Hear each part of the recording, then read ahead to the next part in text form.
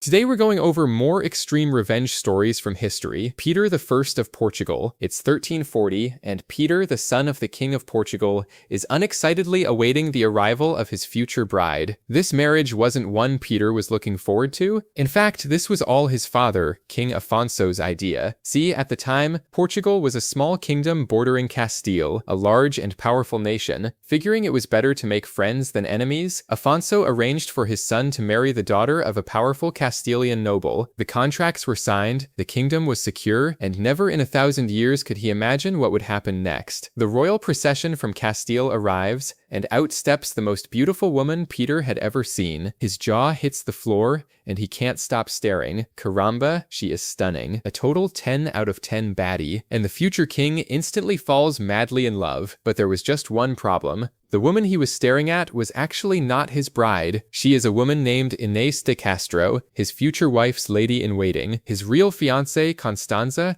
exits the carriage next and approaches Peter to introduce herself. She's nice and all, but as hard as the prince tries to focus on the woman who would soon be his queen, he just can't take his eyes off Inés. Peter and Constanza get married to fulfill the contract signed by their fathers, and they go on to have a very unhappy marriage. The entire time, Peter is not so secretly hooking up with Inés, and rumors of their affair quickly spread through the court. Constanza dies in 1349 due to complications from childbirth. Peter is still performing his royal duties of making new heirs, by the way, and when this happens, Peter is overjoyed. Finally, he can officially marry Inés and live happily ever after, but King Afonso is having none of it. He banishes Inés to Coimbra and explicitly forbids Peter from marrying her. Peter unsurprisingly tells his dad to shove it, and follows Inés to Coimbra, where they live together and have 4 children. Afonso is now at his wits' end. These illegitimate heirs could one day try to make a claim for the throne, and Portugal could spiral into a civil war. Enough was enough. Inés had been nothing but trouble since she arrived 15 years ago. His son must choose Portugal or this woman. And so Afonso hatches a plan to ensure Peter picks correctly. In 1355, King Afonso sends 3 men to Coimbra. They find Inés in a monastery, and in front of her young children, they cut off her head and leave. Peter returns and finds the love of his life dead, and he is destroyed. He cries loudly, overwhelmed by feelings of grief and guilt for not being able to protect her. But soon his tears burn hot with hatred and anger towards his father. Peter raises an army and begins terrorizing northern Portugal. In trying to prevent a civil war, the king had caused exactly what he feared. Father and son fought for nearly a year until Peter loses, and though his mother negotiates a truce,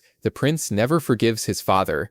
2 years later, Afonso dies, and Peter becomes the new king of Portugal. He immediately orders that the men who murdered Inés be captured and brought to him. The assassins are hunted for years until 2 of them are finally apprehended in Castile in 1361, dragged before Peter, put on public trial, and found guilty. As punishment, Peter orders their hearts to be ripped out while they are still alive. Some sources say that he himself participated in the execution, screaming, "You have done the same to my heart." What usually comes next in this story is apocryphal, meaning it may not have actually happened, but it is said that Peter then declared to the crowd that he had married Inés before she died, and that she was his rightful queen. He has Inés's body exhumed, dresses her corpse in the finest clothing, and places her on the throne, lovingly staring at the remains of his mistress. He crowns Inés the Queen of Portugal. He then forces every single nobleman to swear his loyalty to his queen by kissing her rotting hand. Following this coronation story, which may or may not be true, Peter then had Inés entombed in the Alcobaça monastery. In his final will, Peter orders that when his time comes, he also be laid to rest there with Inés. Inscribed in the marble of his tomb are the words,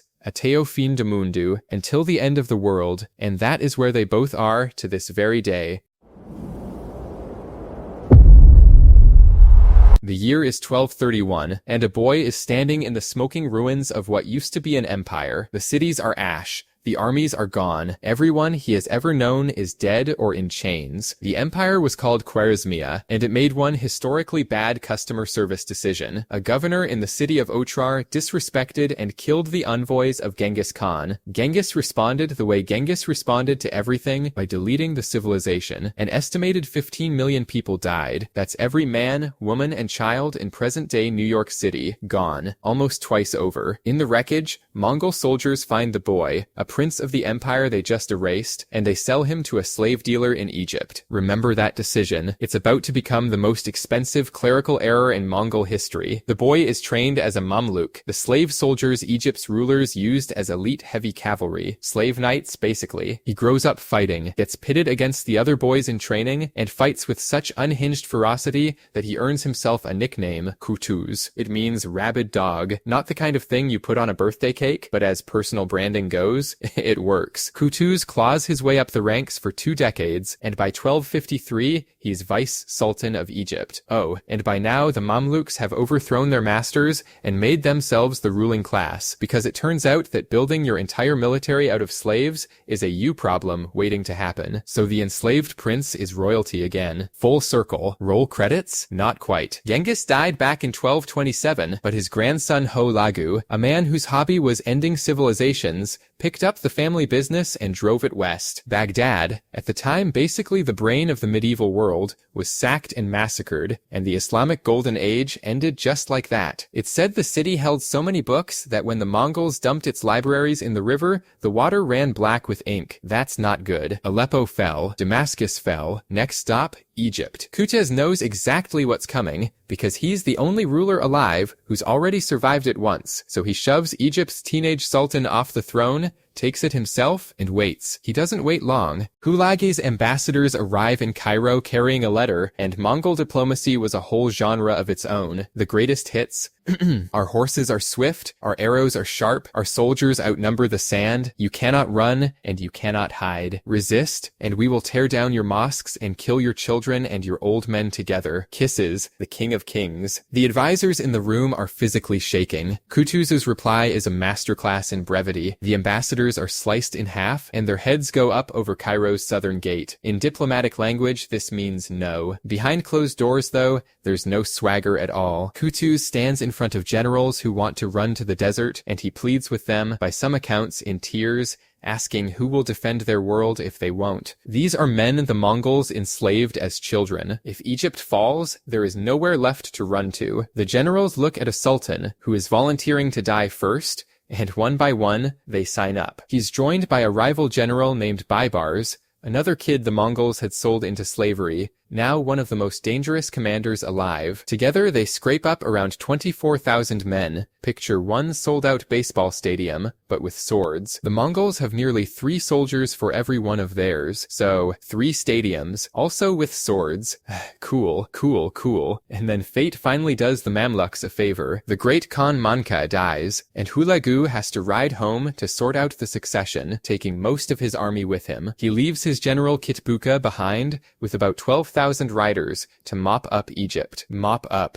Famous last words. The armies meet in Galilee at a spring called Ain Jalut. The name translates to the Spring of Goliath, and given what's about to happen to history's giant undefeated war machine that is almost too on the nose, Baibars knows this terrain from his fugitive years, and his plan is gorgeous. Beat the Mongols with the Mongols' favorite trick. He takes a small force and pokes the Mongol camp for hours. Hit, run, waiting for Kitbuga to lose his temper. Kitbuga loses his temper. The whole Mongol force sounds the charge. Baibars panics and retreats. Performance of the century, give this man an award, and 12,000 of the most feared cavalry on earth gallop at full speed straight into a valley full of hidden Mamluks. The trap slams shut. Arrows first. A sky-blackening volley into the Mongol riders. Then the Mamluk heavy cavalry hits their line like a landslide. But these are still Mongols, and they nearly flip the whole battle, chewing through the Mamluk left flank. Kutuz watches from the reserve as his line starts to buckle, and something in him snaps back 30 years. To the smoke, to the ash, to a burning homeland, and a slaver's chains. Not again. He rips off his helmet, so every soldier can see exactly who is riding with them, and the Sultan of Egypt charges the Mongol horde himself, screaming to heaven for victory. The line sees him. The line holds. Then the line pushes. Mongols. And then the Mongols do something no living soul had ever watched them do. They run. Kipuka doesn't. He fights until he's cut down, along with every warrior who stays. 5 days later, Damascus is free. Within a month, Aleppo, the most feared military machine on the planet, had finally been handed a receipt. 2 boys the Mongols sold as slaves had grown up and done what no king, caliph, or crusader ever managed. They stopped the unstoppable, and the myth of Mongol invincibility bled out at Goliath's spring. As revenge goes, you erased my homeland, so I ended your winning streak forever, is about as big as it gets. 5 stars. As for Kutu's, yeah. This one ends on a down note. On the ride home to a hero's welcome in Cairo, he was assassinated by his own officers, quite possibly on the orders of Baibars, who then took the throne. The moral of the story is, never build a government entirely out of ambitious slave warriors, or do. It's your kingdom. Now, this video was supposed to be twice this long, but the stories kept getting worse, so I chopped it in half. Part 2 has a widow who avenged her husband 4 separate times, each one nastier than the last, and got declared a literal saint for it. Subscribe so you don't miss it. Peter's men know where all of us live, and I'd hate for you to end up kissing the hand. As always, thank you very much for watching. My name is Alex, and I am really smart. Until next time, farewell.